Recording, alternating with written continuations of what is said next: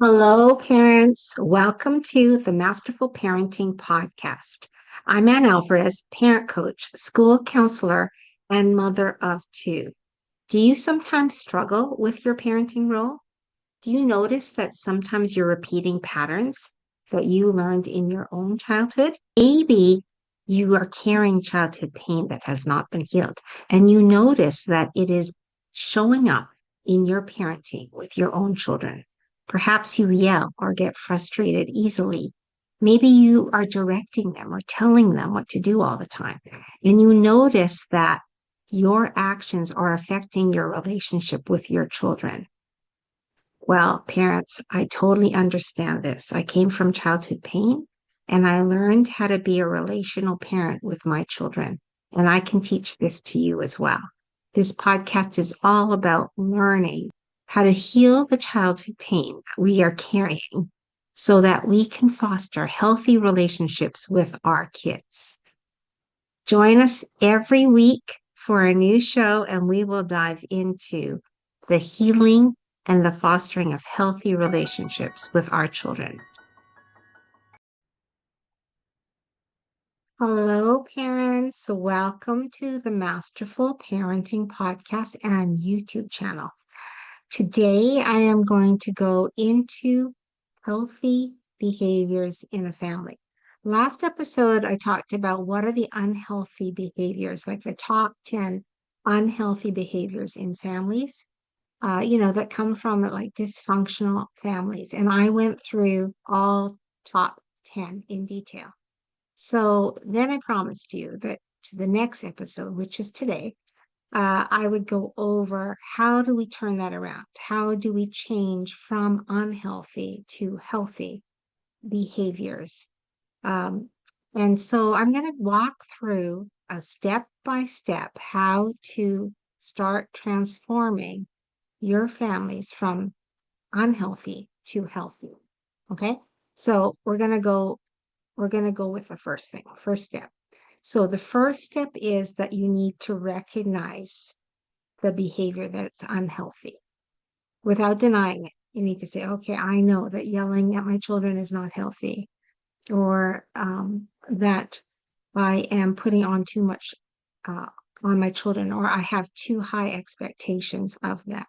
And you got to be honest with yourself about what's happening, right? Because if we're not honest, we can't make change. So we need to make sure that we're being honest about our part, what we're doing.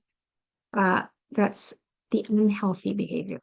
And we got to name it. We got to say, okay, I'm emotionally neglecting my child, or I'm manipulating, or I'm not having good enough boundaries with them. Okay.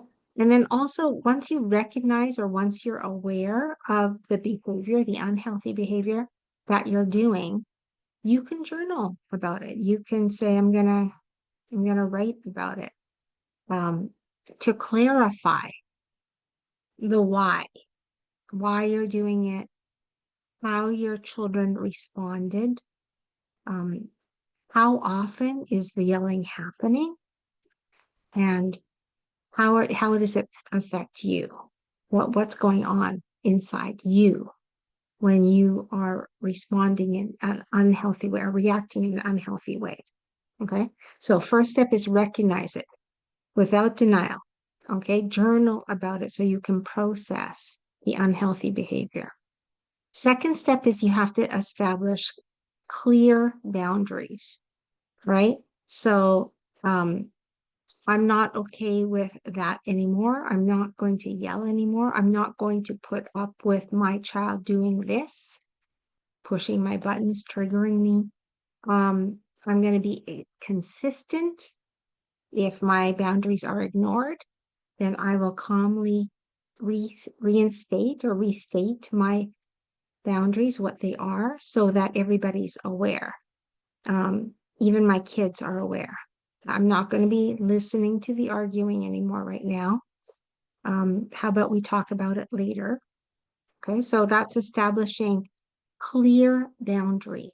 When you know you're about to get triggered, And you feel it in your body first because you start to feel tense or your heart starts racing or you get all sweaty.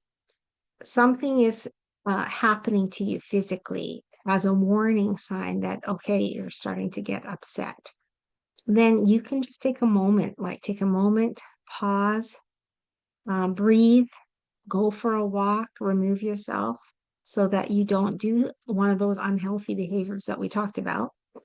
And then you can come back and say, okay, um, I was upset when you were blaming me for this, or um, you were ignoring me several times when I asked you to do something, and that upset me.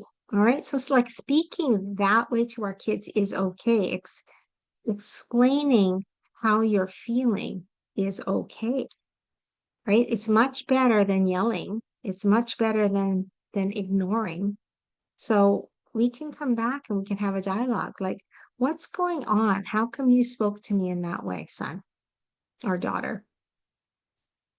What are you so upset about? Because when you're upset, it upsets me. I get upset. How do we fix this? Okay. So this is establishing clear boundaries. When you have an open discussion, you explain, you don't want to fight, you don't want to argue. Let's talk about this. Setting clear boundaries. Okay. So number one, being aware of the behavior and being honest with yourself about it. Number two, setting clear boundaries so that you can deal with it, whatever the issue is that is reoccurring, that you have to heal that part. And then you got to communicate assertively, but not aggressively. Okay. And not aggressive, passive aggressive. All right. So you can say, um, in counseling, we often use I statements, right? I felt upset. I felt unheard. I felt that you were ignoring me. I felt unimportant, right? Is that what you wanted me to feel? Did you want me to feel unimportant? What is it? What were you trying to communicate to me? So I felt hurt when I'm criticized. I feel upset when you roll your eyes. When I'm talking, I feel like you're not respecting me or you don't care about my feelings. Okay, so it's okay to say all of that. You got to stay calm and you got to stay focused, right? You don't get into a drama situation or a shouting match, right? So we use an I statement to communicate what is happening for us, how we're truly feeling about the way our child is communicating with us or what they're doing.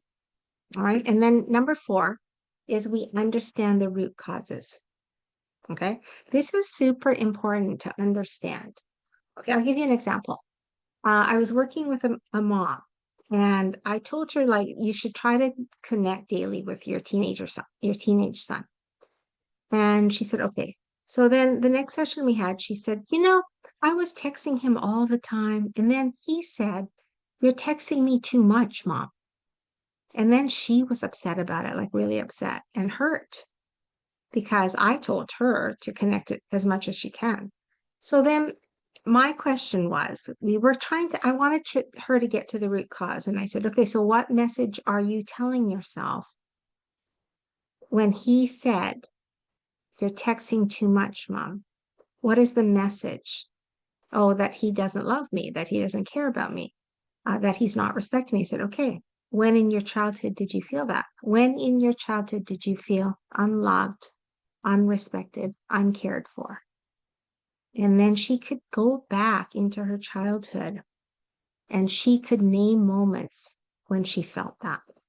I said, okay, so that's where this is coming from.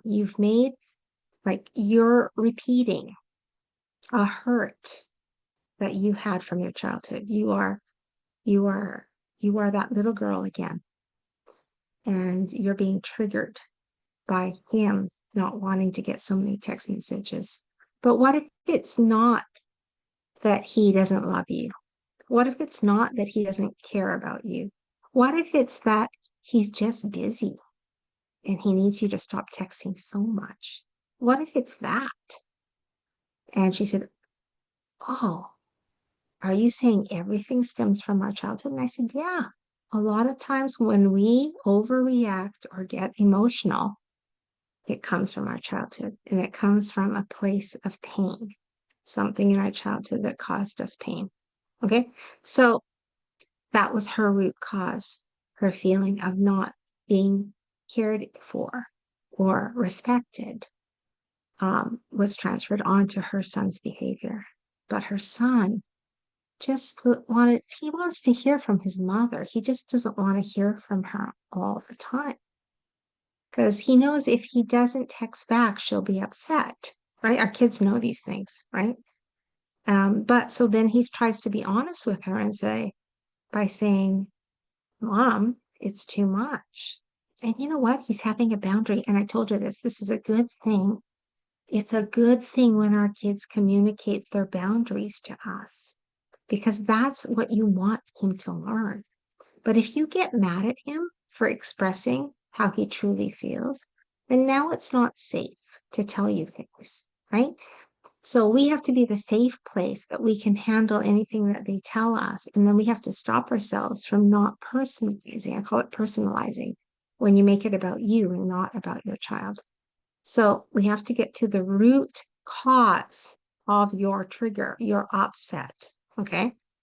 Many unhealthy behaviors are generational, and people often repeat these behaviors, what they experienced in their childhood. And empathy can help you detach emotionally, but it doesn't mean that you have to tolerate abuse and dysfunction. But you can say, okay, hold on, I'm going to be kind to myself right now in this moment that I'm feeling upset because I know it's coming from a place of pain that's not resolved yet, that hasn't healed. So I'm going to give myself that love, that care right now, and then talk about it. Okay. So communicating with our kids helps. And that's what she did. She communicated with him, and that actually really, really helped her to understand a bit more. All right, number 5 is don't try to fix everything alone. Okay, I know you think I'm busy, I can do this, I can handle it, especially moms. Moms are like, we can do everything, but we can't. Okay, we just cannot. So we need to make sure that we're not forcing change in people that don't want to change, right? If they don't see it as a problem and we're trying to force it, it's not going to work. We're honestly, parents, we're not here to change other people. We can influence. I talk a lot about that, about influencing our kids.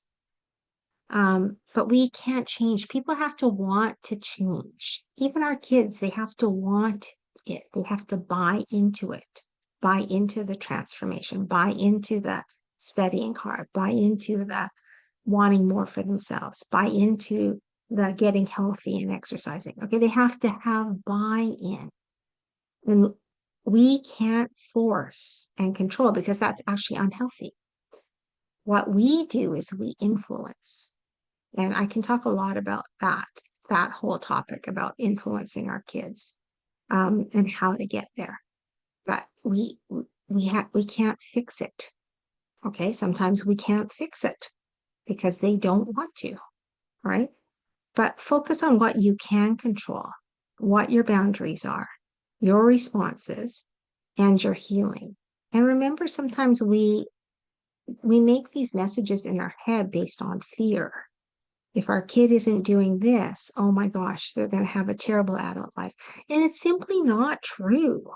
Our kids are constantly changing and evolving. And just, you know this, like just because they're wetting their bed at 6 doesn't mean they're going to be wetting their bed at 25. Like we need to take a chill pill on those things.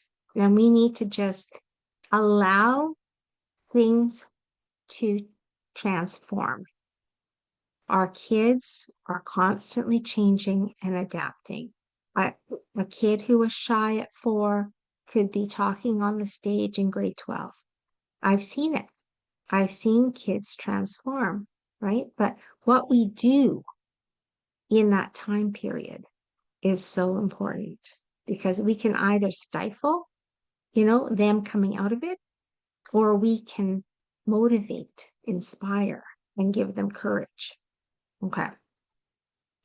So number 6 is create emotional distance if necessary. Okay. Emotional distance is, okay, I'm getting heated up right now. I need to take a walk. I need distance from what is happening, right? And sometimes you have to detach from toxic dynamics, right? This could be in a marriage, right? Maybe you're going through some toxic things that are happening in your relationship. Or you could have like a toxic relationship with your teenager because you didn't have boundaries when they were younger. And so now you have to backtrack and try to fix it, right? And part of it is you're going to have to take some time out with being with the toxic person because you can't change them unless they want to change, but you can inspire and you can have boundaries and say, I'm not putting up with you calling me names and I will not talk to you until you can talk to me like your mother, right? I'm not allowing someone to treat me this way, all right? This is what you got to do with the difficult teens, okay? But remember, again, we're also going to feed the emotional bank account with our kids because that actually helps them to not be so toxic, right?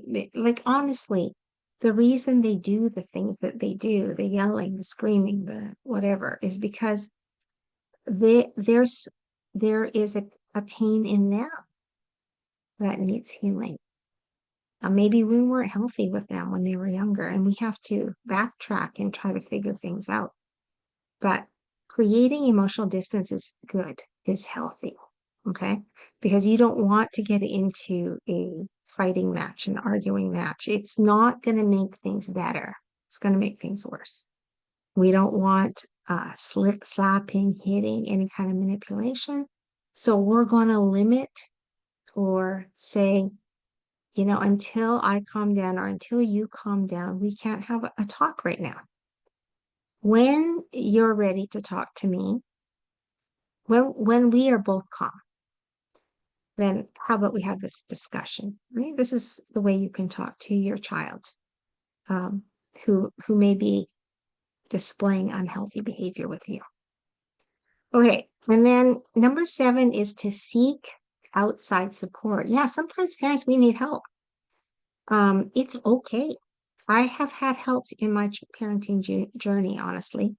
Um, not professional help, like not coaching help, because I do a lot of counseling. So I feel really good about understanding what is healthy and what's not healthy. But I have had to get help with um, being triggered by my child. It's my oldest. I was still not totally healed. And so I did get some triggers, not very many, but I did get some triggers and I had a good friend that helped me to understand that he's actually he's actually someone that I model like my whole theory of relational parenting from because he told me have a conversation. If you're wondering, if you're questioning, have a conversation. And that was a moment when I understood that a conversation builds a relationship, but getting mad and punishing does not. And that's what I did. I had a conversation with my oldest son. He had done something that was against what I had asked him. I took it personally because I still had childhood pain, so I did take it personally. I was upset. But once we had a talk, I understood him better. Honestly, that talk was very impactful because he helped me to realize what I was doing, the pattern I was repeating. I wasn't aware I was repeating the pattern, but I was repeating a pattern from my childhood with him, controlling. That was a pattern. My mom was very controlling of me, and I wasn't super controlling with him, but in this instance, I was controlling. And he helped me understand. what I was doing. And that helped me to change. Okay, because I didn't want to be that controlling parent. Okay, so getting advice from someone that you respect as a parent, seeking therapy or counseling is a good thing, parents. It's a really good thing. And support groups. I have a tribe. I always call them my tribe, my family group of parents where our kids play together, and we have similar values and attitudes about our children and where we want them to go, similar visions. You have a group of parents that can give you support and help or give you ideas. That's also helpful. And um, confiding in a trusted friend, mentor, or spiritual advisor can also help change your perspective. All right. So, seeking outside support is a sign of strength, not weakness. It's always good to learn and to get support. Okay. And number 8 is decide what role you're willing to play.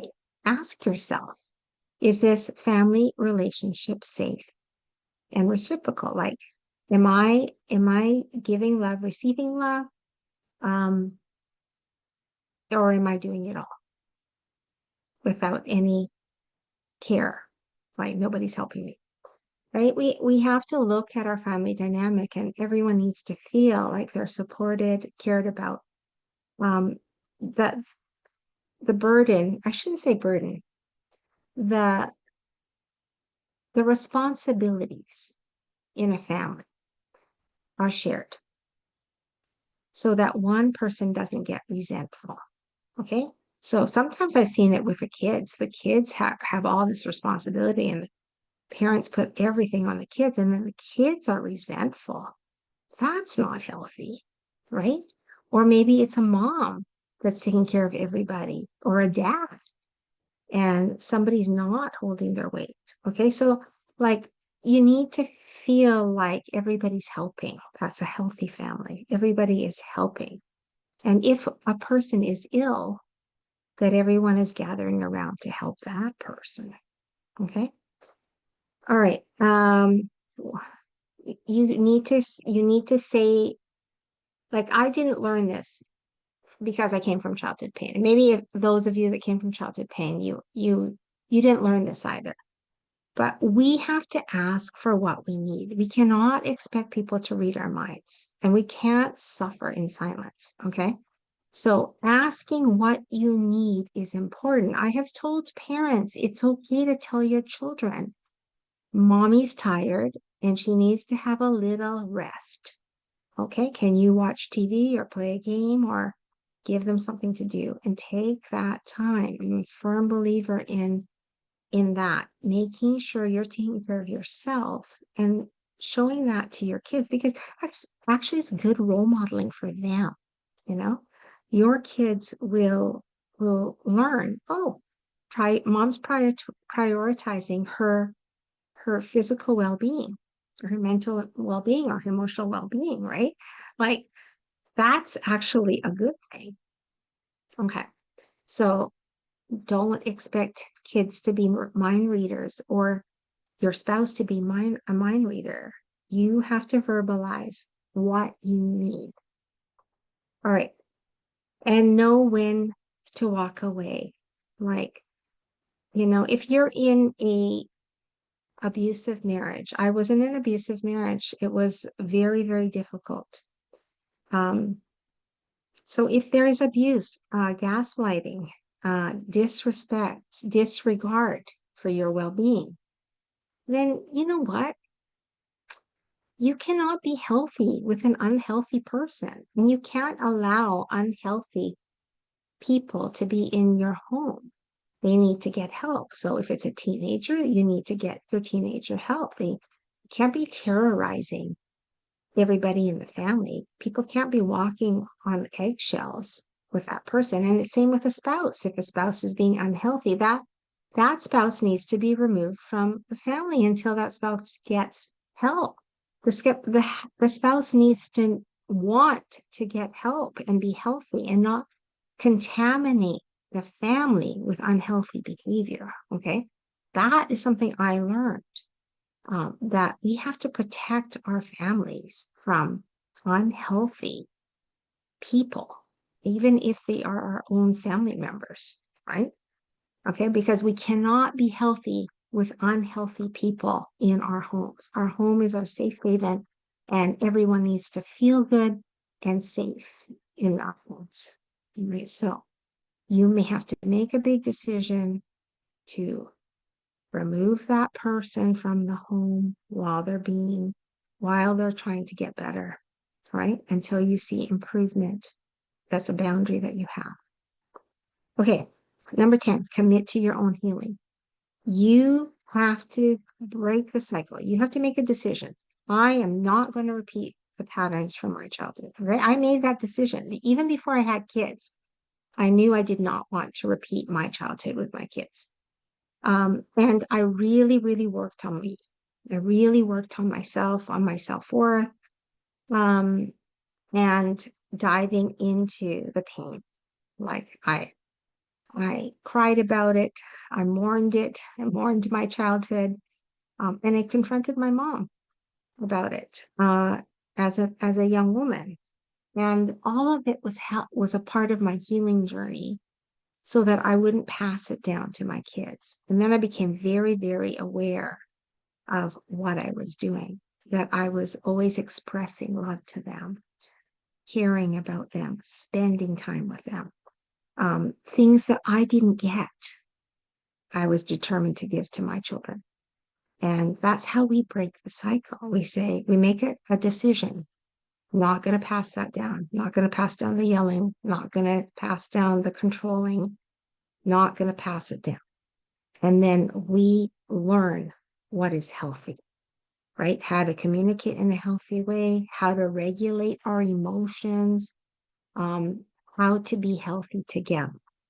And we practice self-care. I told you, parents, this is so, so important that we put ourselves as a priority because we cannot take care of our families when we are not well, right? If we're not taking care of ourselves, our mentally, physically, emotionally, spiritually, if we're not taking care of all the facets of ourselves, then the family actually suffers.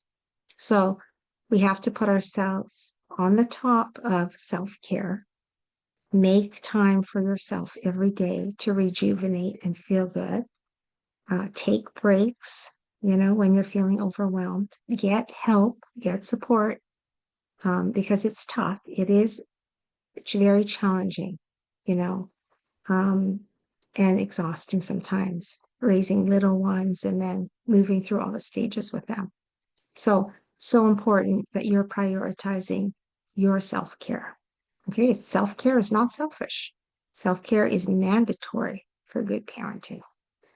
All right, and always remember that you can't always change everybody in your family, but you can change the way that you're engaging and you can stop the unhealthy that's going on in your family with boundaries.